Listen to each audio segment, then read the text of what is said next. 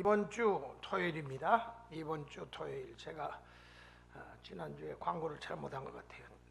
다음 주가 아니고 다음 주가 아니고 이번 주입니다. 이번 주 12월 1일 토요일 오전부터 시작됩니다. 미리 준비해 주시면 좋겠습니다. 네, 우리 교회 오늘 처음 방문하신 분이나 새로 나오신 분 계십니까? 저쪽에 우리 모멘님 계시는데 주님의 이름으로 환영합니다. 우리 박수로 환영하시겠습니다. 감사합니다. 네, 기도합니다. 감사합니다. 오늘 이렇게 귀한 발걸음을 우리 새서울 재단으로 인도하셔서 우리 함께 예배드리는 귀한 모멘님이 계십니다. 주님께서 마음에 오셔서 주의 평강과 크신 사랑과 은총을 덧입혀 주옵소서. 이제 성탄의 계절이 성큼 다가왔습니다. 이 땅에 오신 구주 예수 그리스도의 성탄을 준비하며 주님 앞에 영광 돌리는 저희들 되게 하옵소서. 다니엘 기도를 통하여 받은 은혜를 저희들 이것을 잘 간직하고 더 큰 은혜를 사모하게 하옵소서. 하나님의 교회와 하나님의 나라 위하여 귀하게 쓰임받는 도구들이 되어지게 하옵소서. 부족한 종 말씀을 가지고 서싸우니 이 시간도 성령의 능력으로 함께하사 말씀 안에서 하나님의 뜻이 무엇인지를 분별하며 믿음에 굳세어지고 하나님께 영광 돌리는 저희들의 삶이 되게 하옵소서. 예수 그리스도의 이름으로 비옵나이다. 아멘. 네, 새일에 순우리말로 3주간이라는 말이죠. 새일에 우리 다니엘 기도회를 통해서 21일 하루도 빠짐없이 참석한 분들이 여러 분 계시고 하루 이틀 빠지신 분들도 계시고 열심히들 참석해 주셔서 은혜를 많이 받으신 것 같아요. 외부 교인이 이렇게 또 은혜를 받으시고는 뭔가 교회에 자기가 할 수 있는 건 없고 성탄이 가까우니까 이 성탄 화초를 좀 해도 되겠냐고 그래서 아유 감사한 일이라고 그렇게 하시라고 그랬더니 직접 오셔가지고 이렇게 잘 성탄 화초를 대강절에 딱 맞춰서 이렇게 진열을 이렇게 해놓으셨어요. 너무 이쁘게. 지난 2달은 우리 손영기 장로님이 가을의 정치를 마음껏 우리 하나님께 올려드리고 또 우리 모두가 그 향기를 맡았는데 이제 또 12월이 성큼 다가왔습니다. 받은 은혜에 감사해서 귀한 이 화초를 주님 앞에 올리신 그 집사님도 하나님께서 더욱더 아름답게 사용해 주실 줄로 믿습니다. 저는 이 다니엘 기도회가 과연 우리 성도님들한테 얼마나 큰 도움이 될까 그래서 한 2년 정도 하고 말라고 그랬는데 그만두려고 그랬는데 다들 그게 아니라고 너무너무 은혜가 된다고. 저도 은혜를 많이 받았어요. 그렇지만 목사가 받는 은혜하고 또 일반 평신도들이 받는 은혜하고는 또 다릅니다. 너무나도 많은 분들이 은혜가 너무너무 크다고 그러면서 더 많은 분들이 또 외부에서 또 다른 멀리 교회 나가시는 분들까지도 찾아와서 참석을 하니까 정말 좋은 기회인가 보다. 저도 그렇게 생각을 하게 됐습니다. 여러분 우리가 은혜를 받는다. 여러분 은혜를 사모한다. 목사님 오늘 말씀에 은혜 받았습니다. 우리가 은혜라고 하는 단어를 많이 사용합니다. 여러분 고린도후서 9장 8절 아까 묵도할 때 제가 읽어드린 말씀 하나님이 능히 모든 은혜를 너희에게 넘치게 하시나니 이는 너희로 모든 일에 항상 모든 것이 넉넉하여 모든 착한 일을 넘치게 하려 하심이라. 은혜 받아야지 착한 일을 많이 하는 거예요. 은혜 받아야지 하나님의 선한 사업에 동참하게 됩니다. 은혜를 받아야지 하나님의 능력을 힘있게 됩니다. 은혜를 받아야지 믿음의 역사가 일어납니다. 그러니까 은혜를 받지 못하면은 그냥 왔다 갔다 하는 거예요.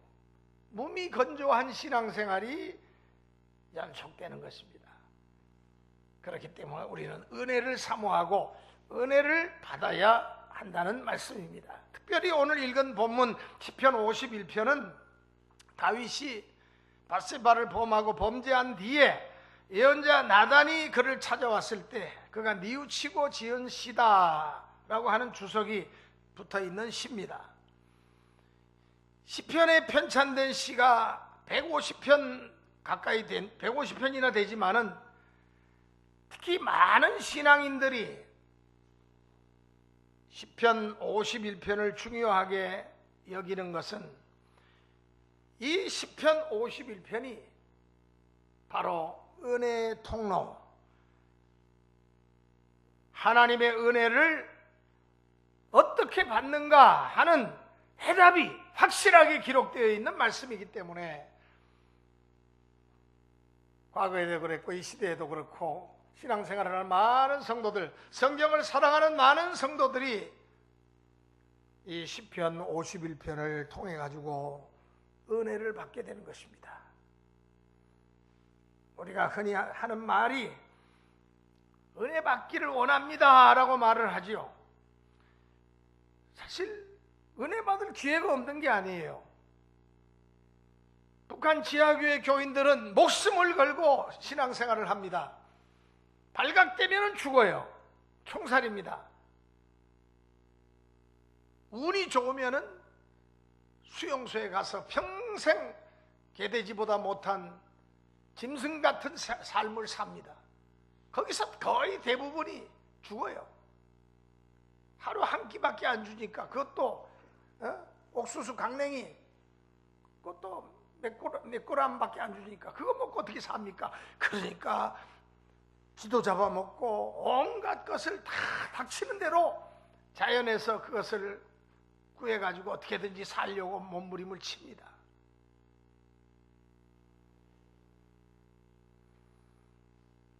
우리가 설교를 참 많이 듣죠.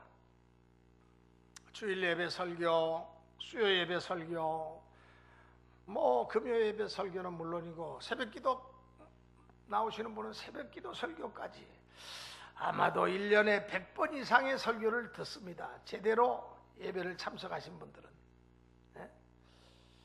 특별히 지난 3주간만 해도 그래요.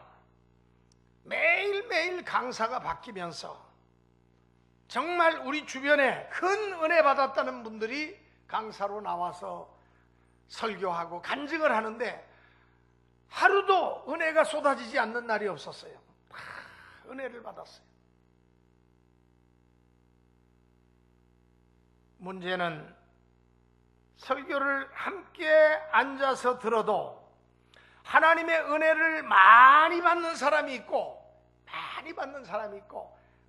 그저 조금 정도 받는 사람이 있고 전혀 똑같은 자리에 참석했는데 은혜를 받지 못하는 사람도 있습니다.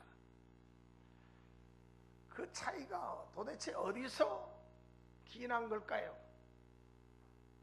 그 차이는 제가 생각할 때 바로 이 은혜의 통로가 바로 문제가 있다고 저는 생각이 됩니다. 이 그레이스 채널에 문제가 있어요. 오늘 이 점을 명료하게 가르치는 말씀이 본문 시편 51편입니다. 오늘 시편 51편 우리가 6절로 10절을 읽었죠. 설교를 들으면서 위로부터 내리시는 하나님의 큰 은혜를 받으려면 어떤 통로가 준비되어야 됩니다. 어떤 통로가 준비되어야 됩니까? 거기에 따라서 은혜를 받고 못 받고 많이 받고 적게 받고 하는 차이가 생기는 것입니다. 북한에는 TV가 하나밖에 없어요. 물론 평양에는 몇몇 채널이 있다고 해요. 그러나 대부분 평양방송, 그래서 모든 국민이 가지고 있는 라디오나 TV는 다 납으로 탁 땜질해가지고 평양방송에 채널을 하나로 딱 고정해 놨습니다. 그래서 모든 가정에 평양방송에 고정된 채널의 TV를 갖고 있어요. 그런데 지루하고 재미가 없어서 저들이 방송을 잘 안 본다는 거예요. 그래서 중국에서 밀수로 들어온 TV 같은 것들을 들어온 것들은 거의다가 채널을 고정시켜 놓지 않으니까 그거를 집안에 하나씩 숨겨두고는 많은 채널이 잡히니까 그걸 가지고 남한 TV 방송을 많이 본다는 거예요. 그러니까 저 사람들이 폐쇄 세계 속에서 갇혀 있다가 남한 방송 여러 수백 가지 채널이 나오니까 그 남한 채널을 통해 가지고 저들의 의식이 깨어지고 생각이 바뀌고 지금 자기들이 살고 있는 삶이 이것이 잘못된 삶이라는 것을 알아가는 것입니다. 그러니까 이 한류라고 하는 게 방송 미디어를 통해 가지고 북한을 지금 점령해 나가고 있어요. 그러니까 북한 사람 치고 한국 드라마나 한국 영화나 한국 방송을 접하지 않은 사람이 거의 없을 정도로 돼가니까 이제 통일이 얼마 남지 않았어요. 북한이 변하지 않을 수가 없어요, 이제는. 그러니까 장마당을 허락해 주는 거 아닙니까? 시장 경제에 가장 중요한 것이 시장인데 장을 허락해 줬다는 건 뭘 말합니까? 이제는 부자도 생기고 가난한 사람도 생기는 거예요. 여러분, 우리 하나님께로 나아가는 채널이 있습니다. 은혜의 통로가 있습니다. 오늘 이 말씀은 정말 우리 신앙생활에 중요한 말씀이라고 저는 생각이 돼요.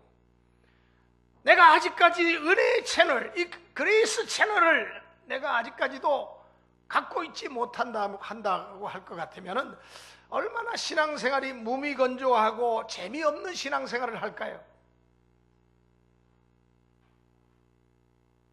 교회를 아무리 왔다 갔다 해도 속이 후련하지도 않고 답답하고 그러면 그 신앙생활이 무미건조할 수밖에 없지요. 그러므로 오늘 저와 여러분들은 이 은혜의 채널을 빨리 개척을 해야 됩니다. 어떻게 이 은혜의 채널을 우리가 이것을 내 것으로 만들 수가 있습니까? 첫째로 강단에서 흘러나오는 말씀이 나를 위해서 바로 나에게 주시는 하나님의 말씀이라고 하는 여러분 스스로의 갈망이 있을 때 은혜가 여러분에게 임합니다. 말씀에 대한 기대심과 갈망이 있어야 돼요.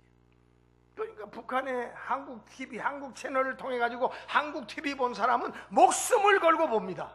왜?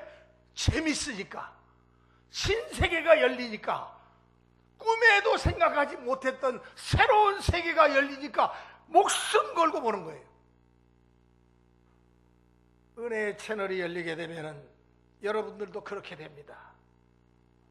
시편 51편은 19절밖에 없는 짧은 기도지만은 다윗은 7번이나 내게 자비를, 내게 내 반역죄를, 내가 악한 것을 여러 이런 표현으로 용서받을 사람이 누구냐, 갈망하는 주체가 누구냐, 바로 자기 자신이라는 것을 거듭거듭 고백하고 있습니다.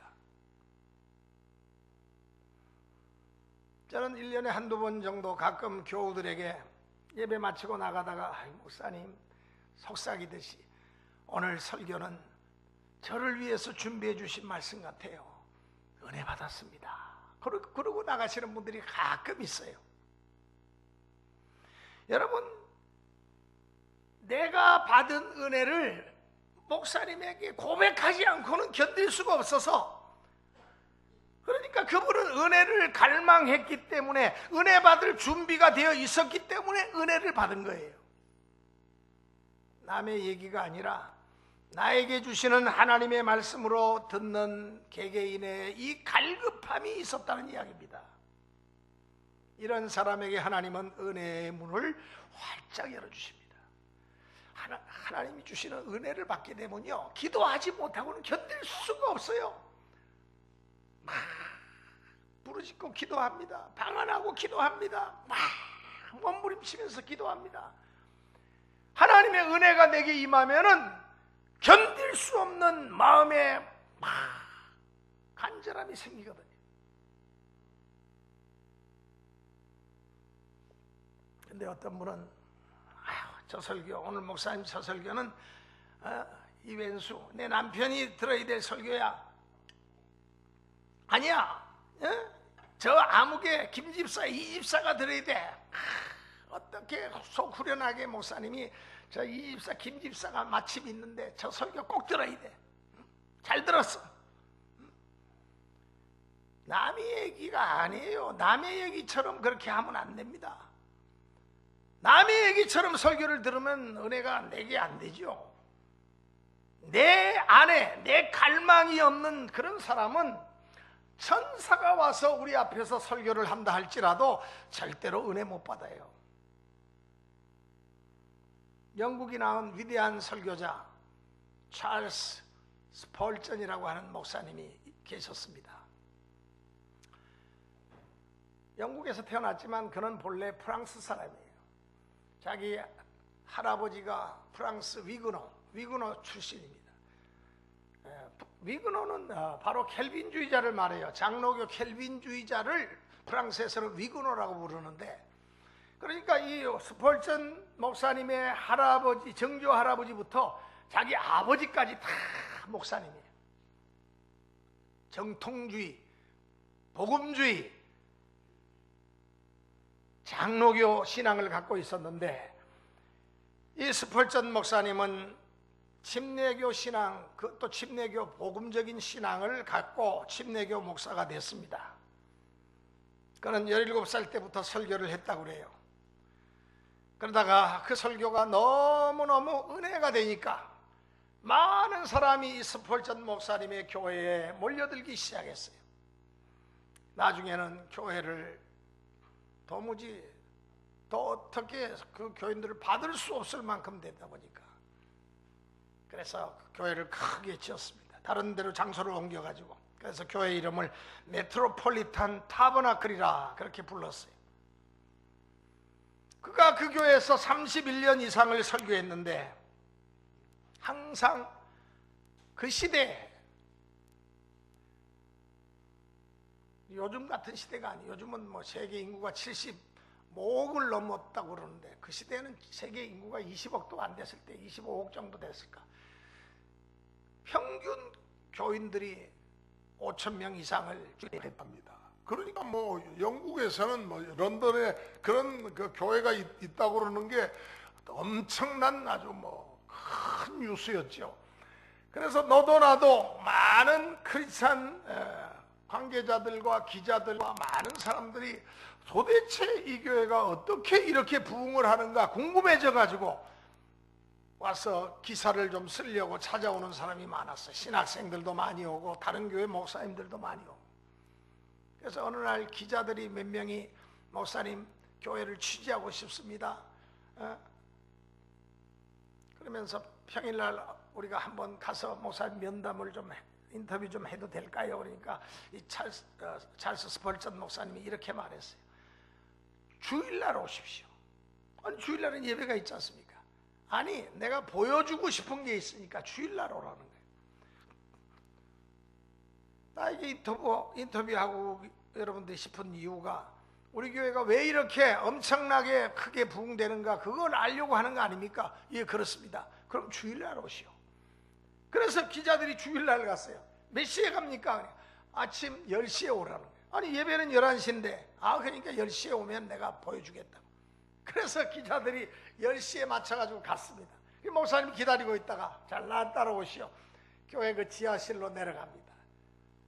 그런데 11시 예배인데 벌써 10시에 교인들 한 700~800명이 들어와가지고 간절하게 부르짖고 기도하는 그 기도 소리가 마치 탱크 굴러가는 소리같이 황광광광 굴러가니까 기자들이 둥절해져가지고 도대체 목사님 예배 시간도 아직 멀었는데 도대체 여기서는 무슨 집회가 지금 여기서 지금 있습니까? 그러니까 그 찰스 스펄전 목사님 이렇게 말씀했어요. 우리 교회가 부흥되는 비결입니다. 예배 시간 1시간 전에 교인들이 700~800명 이상이 나와가지고 간절하게 자신을 위해서, 가정을 위해서, 교회를 위해서, 목사님의 그날 설교를 위해서, 이 나라 이 민족을 위해서 기도하는 저들이 있기 때문에 우리 교회는 자동적으로 부흥하는 겁니다. 내가 강단에 서지 않아도 어떤 목사님이 서도 은혜 받는 것은 당연한 이치입니다. 그러니까 그 기자들이 어떤 사람은 수긍하면서 고개를 끄덕거리는 사람도 있고, 어떤 사람은 그것도 이해를 안 된다는 뜻이 그게 무슨 뜻일까 그런 사람도 있고, 신앙이 없는 사람은 그렇게 아마 이해가 안 될 거예요. 여러분, 하나님의 교회 기도하는 사람이 많아야 돼요. 기도하는 성도 10명만 모여지면 그 교회는 부흥합니다. 오늘 우리 새서울교회도 부흥하기 위해서는 기도하는 성도들 하나님께서 우리가 더 많이 일어나게 해달라고 하면 기도의 영을 부어주실 줄로 믿습니다. 하나님의 은혜를 늘 갈망했던 다윗은 시편 42편 1절에 우리 42편 1절을 한번 보시겠습니다. 이렇게 말합니다. 41편 1절 시편 42편 1절 다같이 한 목소리로 읽겠습니다. 시작. 하나님이여, 사슴이 시냇물을 찾기에 갈급함같이 내 영혼이 주를 찾기에 갈급하니이다. 목마른 사슴이 시냇물을 찾기에 갈급함같이 내 영혼이 주님을 찾기에 갈급하다고, 이렇게 다윗은 기도하고 있습니다. 갈증이 있어야 돼요. 거룩한 갈증. 영혼의 목마름이 있어야지 은혜의 통로가 열려질 줄로 믿습니다. 그런데 문제는 신앙의 연조는 참 깊은데, 신앙생활을 오래 했는데도 이 영혼의 갈증이 없기 때문에 강단에서 흘러나오는 말씀을 들어도 은혜를 받지 못한다는 사실입니다. 이 문제는 이미 예수님께서 누가복음 12장 어리석은 부자의 비유를 통해서 말씀하셨습니다. 한 사람이 소위 잘 나갑니다. 성공했습니다. 부자가 됐어요. 그런데 이 사람의 관심은 뭐냐? 먹고 마시고 즐기고 고가를 더 많이 지어서 많이 건축해서 거기다가 양식을 더 많이 재놓는 것이, 이것이 그의 꿈이에요. 어느 날 하나님이 그 부자에게 말합니다. 내가 오늘 내 영혼을 도로 찾으리니 내가 갖고 있는 그 재물이 네 것이 되겠느냐. 그러면 이 사람의 문제는 전적으로 달라질 수밖에 없죠. 오늘 그가 죽는다면은 그가 그동안 쌓아놓은 그 곡식과 재물과 부동산과 그 모든 귀한 것들, 곳간에 가득 찬 그 양식이 아무 의미가 없는 겁니다. 저는 참 딱한 사람들을 주위에서 많이 봐요. 돈은 많은데 쓰질 못하는 사람들, 돈 가지고 바들바들 떠는 사람들을 제 주변에서 제가 종종 봅니다. 쓰려고 해도 다 부동산에 묶여 있어. 그러면 내 것은 아무것도 없는 거예요. 그러면 뭐 자식들만 박수를 치겠죠.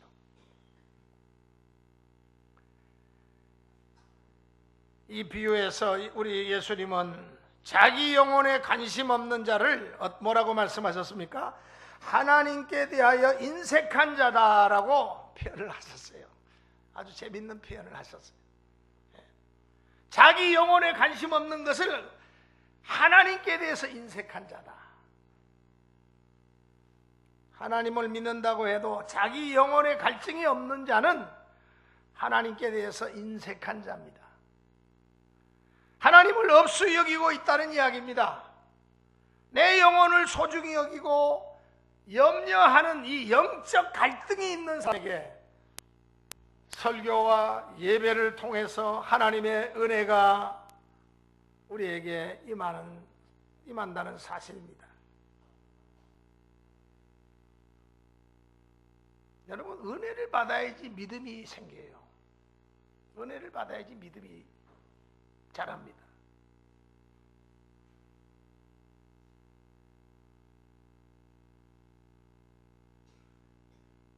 두 번째로, 하나님의 은혜는 내가 새로워져야 된다는 갈망이 있는 사람에게 내려옵니다. 오늘 시편 51편이 말씀하고 있어요. 아, 하나님 아버지, 내 속에 정한 마음, 깨끗한 마음을 주시옵소서. 내 안에 정직한 영을 새롭게 해 주시옵소서. 10절에 그 말씀하고 있지 않습니까? 다윗은 이렇게 고백합니다. 내가 새로 지으심을 받아야 된다는 이 갈망이 그 속에서 일어난 거예요. 내가 이대로는 안 돼. 내가 과연 주님 앞에 갈 수 있을까? 이 믿음이 죽은 믿음인데 이대로는 내가 안 돼. 주여, 은혜의 채널을 열어주시옵소서. 하나님께 나아가기 위해서는 우리의 영적 엔진이 가동되지 않으면 은혜의 채널을 우리가 탈 수가 없습니다. 이 정도 신앙생활하면 뭐 됐지, 뭐 이만하면 됐다고 생각하는 사람, 그런 사람에게는 하나님의 은혜가 내리지 않습니다. 나의 신앙생활, 나의 가정생활, 나의 교회생활, 나의 사회생활 이만하면 됐지, 그거는 교만입니다. 아직도 옛사람을 벗어버리지 못한 사람에게 은혜가 임하지 않습니다. 우리가 예수 믿고 새 사람이 된다는 것이 무엇입니까? 예수 믿고 새 사람이 된다는 말을 우리가 종종 하잖아요. 그게 무슨 의미입니까? 바울 사도는 이것을 성령의 열매라고 그렇게 말합니다. 새 사람이 된 사람은 성령의 열매가 그 사람에게서 많이 생겨나는 거예요. 새로 지으심을 받은 자로서의 증거가 나타난다는 것을 가르치고 있습니다. 그래서 성령의 열매 9가지 열매가 있죠. 성령의 열매는 사랑과 희락과 자비와 양성과 충성과 온유와 오래 참음과 인내와 절제니 그랬습니다. 이게 뭡니까? 이게 바로 성령의 9가지 열매.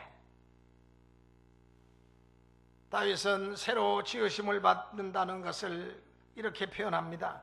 깨끗한 마음과 정직한 영으로 그렇게 압축해서 말합니다. 그러니까 바울이 지적하는 성령의 열매도 9가지지만은 2개로 다 묶을 수가 있어요. 2개로. 사랑과 평화와 친절과 선함과 온유는, 이것은 대인관계에 있어서 내 마음씨와 내 행실로서 그 기본은 사랑이에요. 사랑. 그러니까 새 사람이라고 하는 것은 사랑의 사람으로 새롭게 지으심을 받은 사람이다, 그렇게 볼 수 있습니다. 사랑. 우리 신앙생활을 하는데 우리 사랑의 사람들은요, 서로 협력할 줄 알아요. 예? 천국, 지옥 가니까 사람들이 막 서로 싸우고 으르렁거리더래요. 밥을 놓고. 가만히 보니까 서로 자기가 먹으려고, 수저가, 긴 수저가 있는데 밥을 떠가지고는 자기가 먹으려고 그러니까 자기 입에도 안 들어가고 뒤에 있는 사람을 자꾸 찌르고 그러니까 막 서로 자기가 으르렁거리면서 내 거라고.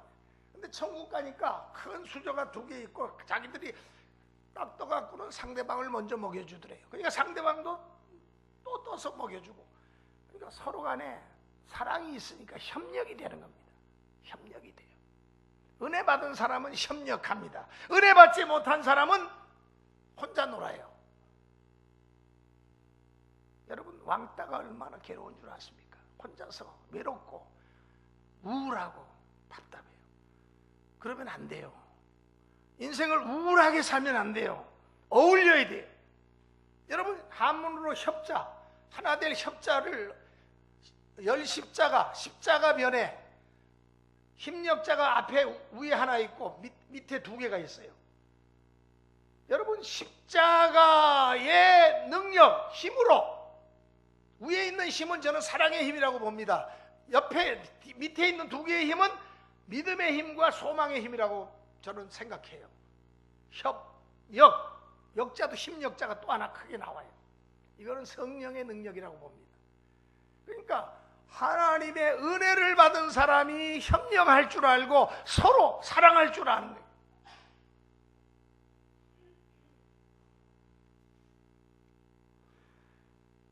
바울은 유명한 고린도전서 13장, 우리가 잘 아는 사랑장이죠.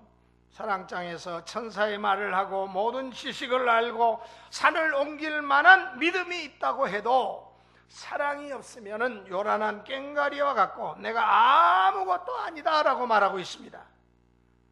새 사람이 되어서 성령의 열매를 맺혔는가? 이것은 사랑의 사람으로 변화되었는가 하는 것으로 알 수가 있어요. 그래서 우리는 은혜를 사모하되 그 사랑의 능력을 우리가 특별히 사모해야 됩니다. 남을 사랑할 줄 아는 사람이 되어야 돼요. 사람의 사랑을 못 받은 사람은 하나님의 사랑도 잘 몰라요. 그러니까 우리는 서로 사랑을 자꾸 나눠야 돼요. 성령의 열매 중에 희락과 오래 참음과 인내, 절제와 여러 가지 신실함, 이런 것들은 자기 자신의 문제. 예? 여러분, 신앙 인격에 대한 세 사람의 증거라고 그렇게 묶어서 말할 수가 있습니다. 이런 사람은 우울한 처지에서도 기쁨을 찾을 수가 있습니다. 믿음이 있으니까. 참을 수 없는 고통과 분노 속에서도 인내하는 신앙 인격을 가질 수가 있습니다. 하나님께 정직하고 자기 자신에게 정직한 신실함을 가질 수가 있습니다. 물질과 명예와 권력에 대한 욕심을 자제할 수 있는 절제, 이런 것들이 거듭남의 증거입니다. 증거. 어떻게 이것을 얻을 수가 있어요? 은혜를 받아야 돼요. 은혜를 받아야지, 은혜의 채널이 가동돼야지 내가 이러한 성령의 열매를 내 것으로 만들 수가 있는 것입니다. 우리는 이러한 표준에서 멀리 처져 있다는 사실을 생각한다면, 이것을 스스로가 고백한다면 우리는 은혜를 사모해야 됩니다. 이제부터 은혜를 달라고, 하나님 은혜를 주시옵소서. 내가 하나님 앞에 은혜를 받지 못하니까 내 삶이 이렇게 고달픕니다. 내 삶이 이렇게 답답합니다. 왜 이렇게 외롭고 우울한지 모르겠습니다. 예수 믿어도 신앙생활이 이런 겁니까? 은혜를 못 받으니까 그런 거예요. 그래서 우리는 내가 믿음이 없으므로 내가 하나님 앞에 은혜를 받지 못한 것을 회개하면서, 진실한 회개를 조목조목 하면서, 동시에 주님, 나를 새 사람으로 빚어주세요. 내 모습 이대로는 안 되겠습니다. 주여, 새 사람으로 나를 새롭게 빚어주세요. 기쁨과 인내와 신실과 절제의 열매를 맺는 새로운 그리스도인으로 나를 만져주셔서 재창조해 주세요. 이런 변화의 갈급함을 우리가 인식하고 기도를 하나님 앞에 드려야 될 것입니다. 이게 기도예요. 지금 내 모습 이대로는 안 된다는 어떤 자각을 가지고, 주여 은혜를 주시옵소서. 은혜를 달라고. 이웃 교인이지만은 은혜 받으니까 이렇게 아름다운 화초를 주제 넘을 수도 있으니까 물어보잖아요. 이거 자기가 해도 될까요? 그래도 남의 교회에 와서 은혜를 받았는데 내가 그냥 은혜 받고 입 씻고 갈 수는 없지 않습니까? 작은 거라도 내가 뭔가 좀 은혜 받은 표를 해놓고 싶습니다. 얼마나 그 귀한 자세입니까? 마지막으로 여기 시편 51편에 나타난 다윗의 고백은 broken heart, 깨어진 마음입니다. 상한 심령. 17절 말씀, 우리 17절 다 같이 읽겠습니다. 시작. 하나님께서 구하시는 제사는 상한 심령이라. 하나님이여 상하고 통회하는 마음을 주께서 멸시하지 아니하시리이다. 여러분, 상한 심령, broken heart. 하나님이 원하시는 것은 상한 심령, 깨어진 심령이라 그랬어요. 깨어지고 짓밟힌 심령, 이런 심령을 하나님이 멸시하지 않으십니다. 이 다윗의 고백이에요. 여러분, 깨어지고 짓밟힌 이런 상태를 이야기하면은 제일 먼저 유대인들은 뭘 생각하냐면은 머리에 떠올리는 것을 그들은 바로 포도주를 담글 때의 모습을 연상합니다. 포도를 따갖고는 큰 이런 데다가 넣어가지고는 사람들이 발을 깨끗이 씻고 들어가서 거기서 막 발로 막 밟아요. 진이겨요. 포도주 담글 때 유대인들이. 그러면 그 포도들이 깨어지고 짓밟힙니다. 향기로운 포도주가 되기 위해서는 포도들이 철저하게 깨어지고 짓밟히는 거예요. 오늘 우리가 예배와 설교를 통해서 하나님의 은혜를 받을 수 있는 마음, 상한 심령, 깨어지고 짓밟힌 심령, broken heart. 예수님도 이 문제를 탕자에 비유해서 말씀하신 바가 있습니다. 이제는 내가 좋을 대로 살지 않고 아버지의 집이 그립다. 어쩌다가 내가 아버지의 마음을 상하게 하고 내가 이렇게 아버지의 재산을 가지고 나와서 내가 이 모양이 됐을까? 뒤늦게 그는 깨달았어. 이래 내가 좋을 대로 살지 않고 이제는 종이라도 좋으니까 아버지의 사랑과 은혜의 품으로 돌아가자. 이게 바로 상한 심령입니다. 따라서 상한 심령이라고 한다면은 아버지의 은혜를 향해서 열린 마음이다. 그렇게 볼 수 있겠습니다. 요한계시록 3장 20절 말씀입니다. 내가 문 밖에 서서 문을 두드리려니 누구든지 내 음성을 듣고 문을 열면 내가 그에게 들어가 그로 더불어 먹고 그는 나로 더불어 먹으리라 말씀하십니다. 여러분, 예수 잔치에서 누가 주님의 은혜를 받을 수가 있겠습니까? 활짝 마음의 문을 여는 사람, 은혜를 갈망하는 사람이 은혜 받고 은혜의 채널이 가동되고 주님이 내 안에, 내가 주님 안에 거하는 신비로운 연합을 체험하게 되는 것입니다. 은혜를 갈망해야 돼요. 은혜를 갈망하지 않으면 우리 신앙생활은 10년, 20년, 30년 믿어도 똑같습니다. 제자리 뛰기예요. 그러나 스스로 자각이 일어나야 돼요. 내 신앙 이대로 괜찮을까? 이건 아닌데. 그러면 나의 부족과 허물과 죄를 떠올리지 않을 수 없어요. 다윗이 자신의 허물과 죄를 깨닫고 그가 혁명적인 나단 선지자의 도전 앞에서 비록 왕이지만은 무릎을 꿇고 나는 죄인으로서이다. 우리 하나님 앞에 정직해지시기 원합니까? 그러면 마음문을 활짝 여세요. 영적 생활에는 아집, 고집, 독선, 억지 이런 것 안 통합니다. 겸손해지는 수밖에 없어요. 참의 눈물을 흘리고 주님 앞에 무릎을 꿇는 수밖에 없습니다. 하늘 아버지께서는 가락지를 들고 아들이 돌아오기만을 기다리고 계십니다.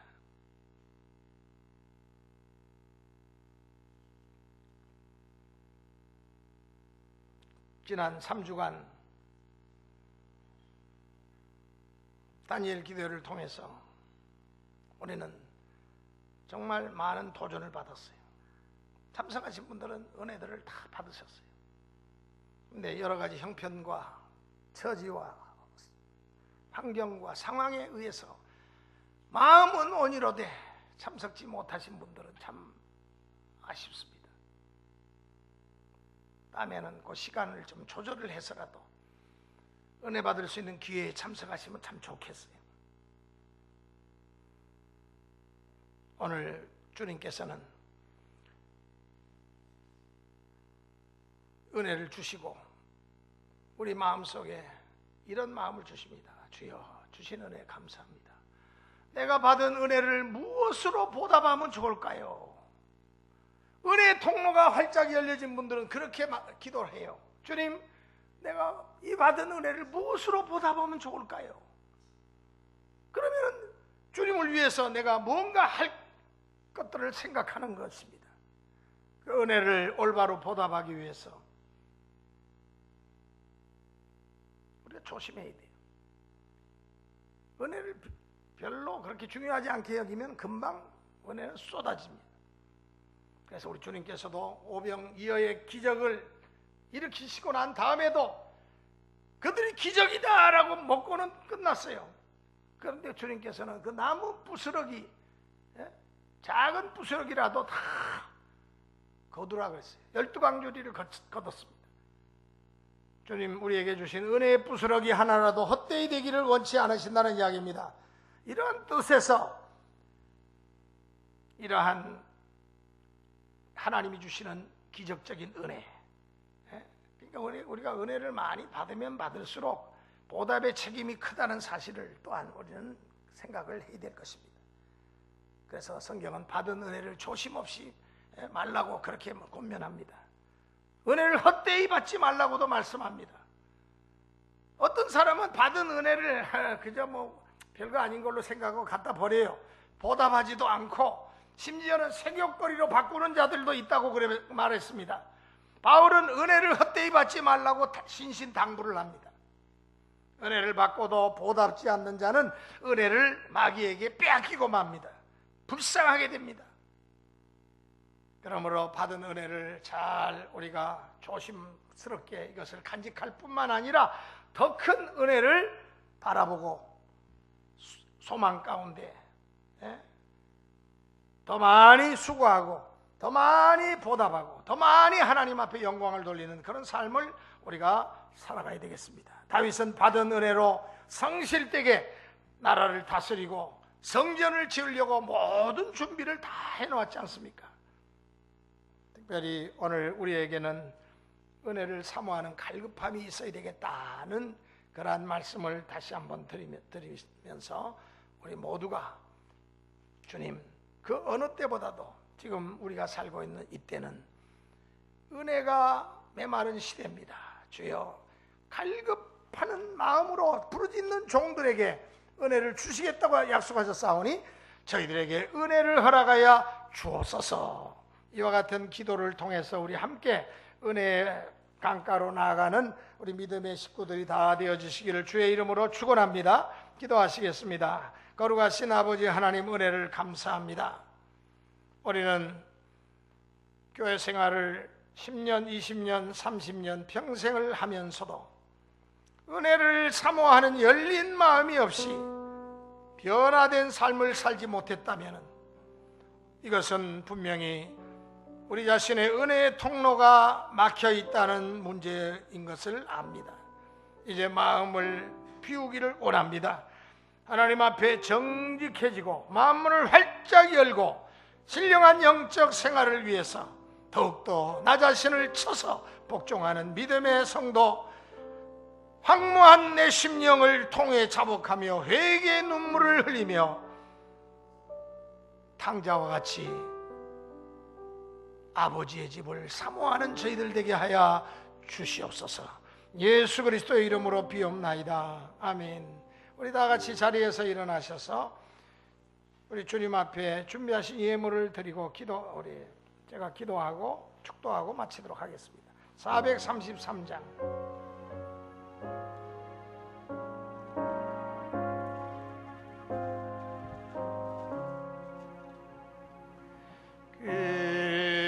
귀하신 주여 날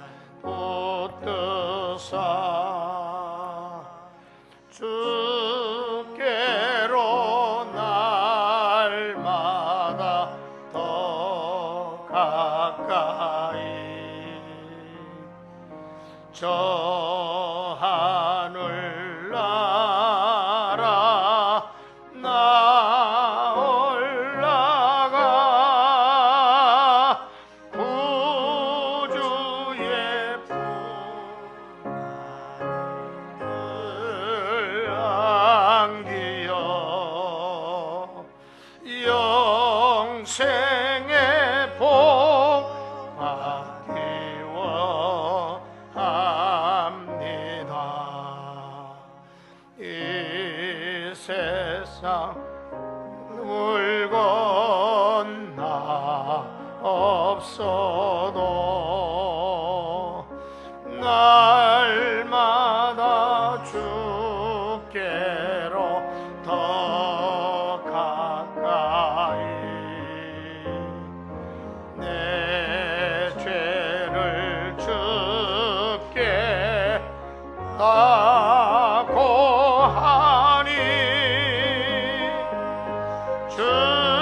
주님의 보혈로 날 씻으사 눈보다 더 비게 하옵소서.